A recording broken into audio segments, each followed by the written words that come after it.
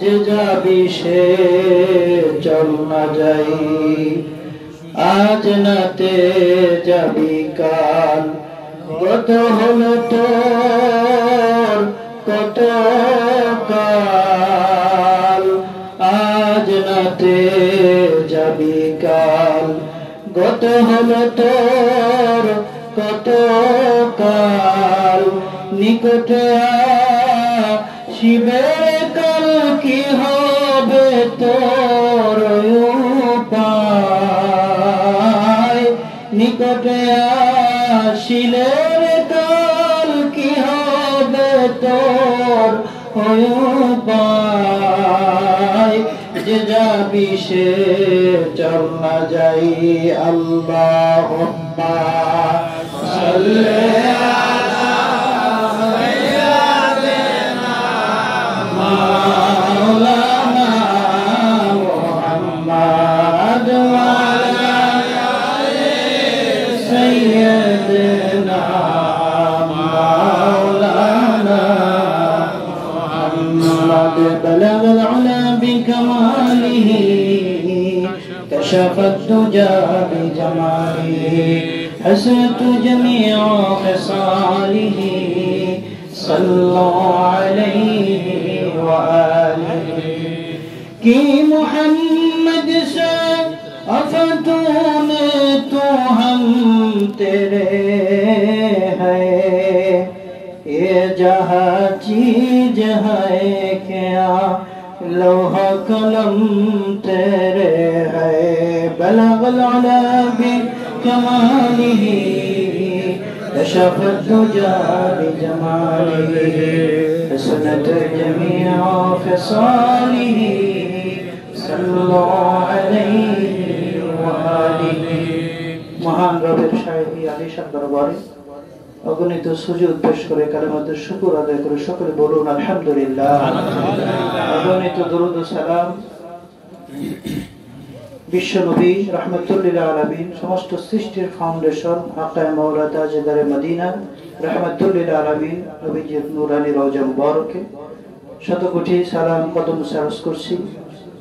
হাকিমুল উম্মাহ মুহিউস সুন্নাহ কিবলায়ে দু জাহান, শতাব্দীর শ্রেষ্ঠতম মহান মুজাদ্দিদ বিশ্বলি আমার দয়ার পিকে বাজানুরময় কদম মুবারকে, মহামান্য খাজা আল হাসমি আবাজান মুজাদ্দিদের কদমে, খাজা মেজু বাজান মুজাদ্দিদের কদমে, চাচা জানদের কদম উপস্থিত খোদা প্রাপ্তির প্ল্যাটফর্ম জাকির বিশ্ব জাকির মঞ্জিল দরবার শরীফের সকল খোদা অন্বেষী ভাই বোনেরা, সকলের প্রতি আন্তরিক মোবারকবাদ, সালাম, আসসালামু আলাইকুম ওয়া রাহমাতুল্লাহি ওয়া বারাকাতুহু।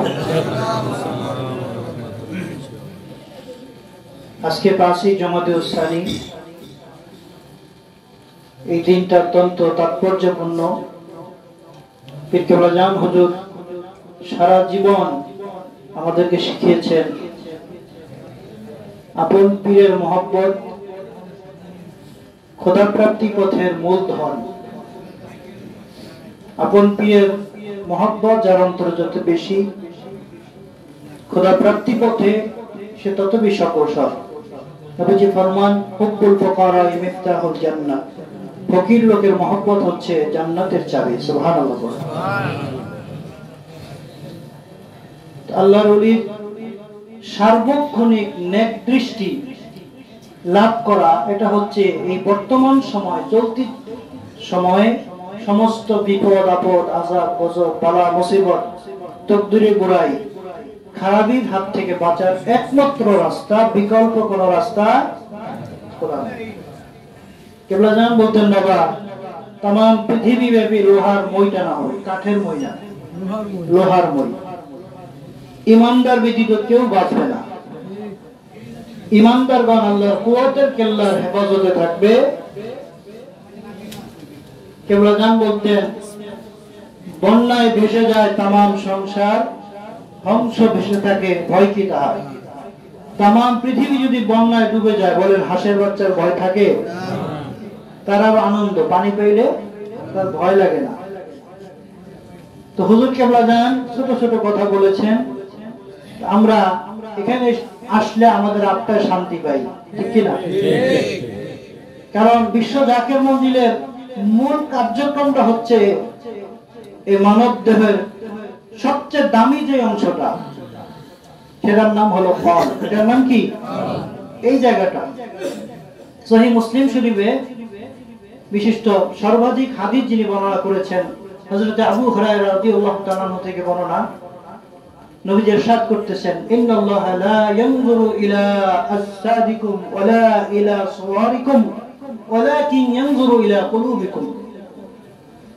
নিশ্চয় আল্লাহ তোমাদের জিসম দেখেন না, বডি দেখেন না, কে কত লম্বা, কে কত সুন্দর, কে বেটেও, কে সুঠাম, এগুলি আল্লাহ দেখেন না। তোমাদের দেহ আল্লাহ নজর করেন না। ওয়ালা ইলা সুওয়ারিকুম, তোমাদের আকৃতি, বডি, এটা আল্লাহ দেখেন না। আল্লাহ কোনটা দেখেন? ওয়ালাকিন ইয়ানজুরু ইলা কুলুবিকুম, আল্লাহ দেখেন তোমাদের কলব, তোমাদের অন্তর, তোমাদের সিনা। সুবহানাল্লাহ। ও ভাই আমার, গভীর লক্ষ্য করেন, আল্লাহর হাবিব রাহমাতুল লিল আলামিন কথা বলার পরে তিনি আবার ব্যাখ্যা করে এক্সটেনশন করে বোঝাই দিতেছেন। নবীজির তার ডান হাতের শাহাদাত আঙ্গুলি মুবারক নবীজির কলবের দিকে, সিনার দিকে ইশারা করলেন। ওয়া আশারা বিআসাবিহি ইলা সাদরিহি, নবীজির শাহাদাত আঙ্গুলি মুবারক নিজের সিনার দিকে দেখায় বললেন, এই জায়গার দিকে আল্লাহ খেয়াল করে। আল্লাহু আকবার, আল্লাহু আকবার। আঙ্গুল লাগাইয়া সিনায় কি খেলা খেলায় বাবাই, আঙ্গুল লাগাইয়া সিনায় কি খেলা খেলায়, বাবার আঙ্গুলের কি গুণ, লাগলে সিনাই করে গুনগুন। খেয়াল করলে শুনতে পাবি, খেয়াল করলে শুনতে পাবি, সেটাই আল্লাহ নাম শোনা যায়। আঙ্গুল লাগাইয়া সিনাই কি খেলা খেলায় বাবা, আঙ্গুল লাগাইয়া সিনাই কি খেলা খেলা। আমার হুজুরের খেলাটা হলো সিনানি, ঠিক কিনা? আপনি যেখানে আসছেন, হুজুর কেবলাদেরকে আপনাকে যাইয়া দাওয়াত দিয়ে আসছে, আপনার আত্মা আপনাকে বলতেছে যে তুই ওখানে যা, ওখানে যা। কারণ এই কানেকশনটা আল্লাহর ওলিদের সিনার থেকে আসে। নবীজি ফরমান, ইত্তাকু ফিরাসাতাল মুমিনিন ফাইন্নাহু ইয়ানজুরু বিনুরিল্লাহ, তোমরা মুমিনের অন্তর্দৃষ্টিকে ভয় করো, কেননা তারা সাধারণভাবে দেখে না, তারা আল্লাহর নূর দিয়ে দেখে। সুবহানাল্লাহ। এজন্য ভাইরা আমার, প্রত্যেকটা দেশের যেরকম একটা ক্যাপিটাল থাকে, রাজধানী থাকে, যেমন Dhaka is the capital of Bangladesh বলা হয়, বাংলাদেশের রাজধানী ঢাকা। এই ঢাকা শহর যদি ভিন দেশ, কোন দেশ যদি, রাষ্ট্র যদি ঢাকা শহরটা দখল করে নেয়, তাহলে এই ফরিদপুর, মাদারীপুর, শরীয়তপুর, গোপালগঞ্জ কোথাও যাওয়া লাগবে? কারণ ঢাকা শহর দখল মানে বাংলাদেশ দখল।